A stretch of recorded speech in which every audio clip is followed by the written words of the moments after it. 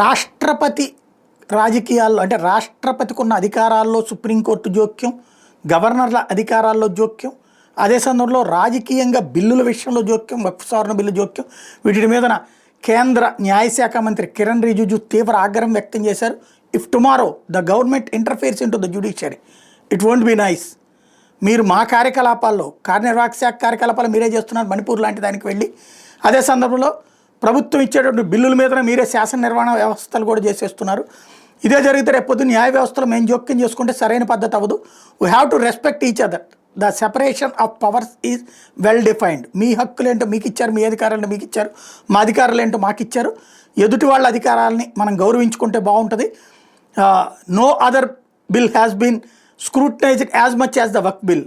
ఇట్లా వక్ఫ్ బిల్లు మీద స్క్రూటనీ జరిగినంతగా మిగతా వాటి మీద జరగలేదు అన్నటువంటి point rise చేసుకొచ్చారు. 1 crore representation, maximum sittings of JPC record in Rajya Sabha while debating the bill అంటూ రాజ్యసభ చరిత్రలోనే అత్యధిక గంటల పాటు సమావేశం జరిగింది. అలాగే అత్యధిక సార్లు మీటింగులు ఏర్పాటు చేసిన పబ్లిక్తో 1 కోటి మంది యొక్క రిప్రజెంటేషన్స్ తీసుకుని ఈ బిల్లును తీసుకొచ్చాం అన్నటువంటి విషయాన్ని గుర్తు చేశారు.